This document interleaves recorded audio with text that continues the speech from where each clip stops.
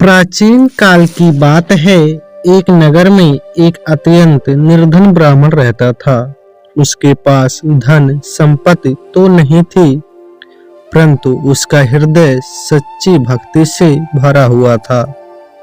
वह प्रतिदिन प्रातः स्नान कर भगवान भोलेनाथ का स्मरण करता, शिवलिंग पर जल और बेलपत्र अर्पित करता तथा पूरे मन से ओम नमः शिवाय का जप करता था।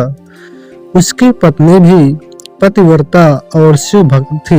दोनों अत्यंत कठिन जीवन व्यतीत करते थे, पर कभी भी ईश्वर पर से उनका विश्वास नहीं डगमगाया।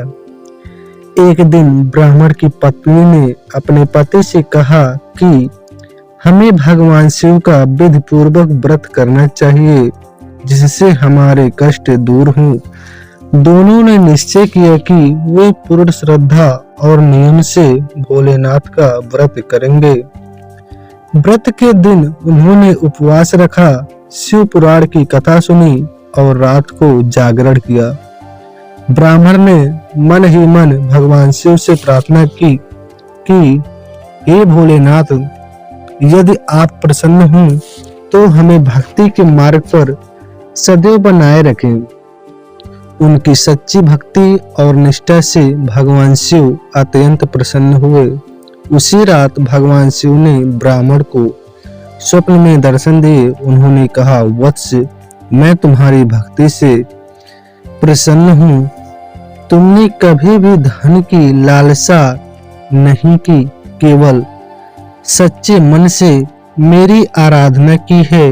मैं तुम्हारे सभी कष्ट दूर करता हूँ। इतना कहकर भगवान शिव अंतर ध्यान हो गए।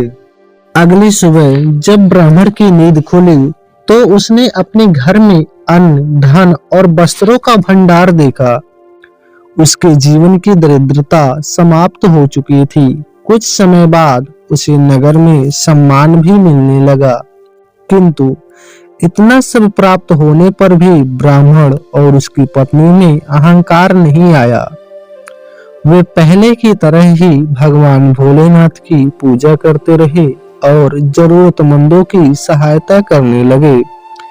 ब्राह्मण के जीवन में आए इस परिवर्तन को देखकर नगर के अन्य लोग भी भगवान शिव के व्रत और पूजा में आस्था रखने लगे।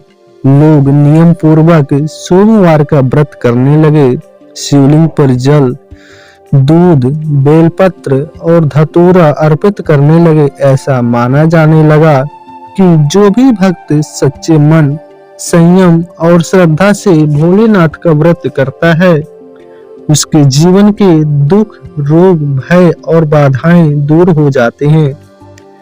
यह भी कहा जाता है कि भोलेनाथ अत्यंत सरल और दयालु हैं। वे शीघ्र प्रसन्न होने वाले देव हैं, इसलिए उन्हें भोलेनाथ कहा जाता है।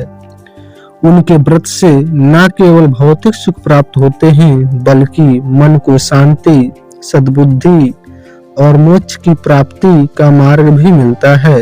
इस प्रकार भोलेनाथ व्रत कथा हमें यह सिखाती है कि सच्ची भक्ति, विश्वास और निष्काम भाव से की गई पूजा कभी व्यर्थ नहीं जाती। भगवान शिव अपने भक्तों की हर पुकार सुनते हैं और उचित समय पर उन्हें फल अवश्य प्रदान करते हैं। ओम नमः शिवाय।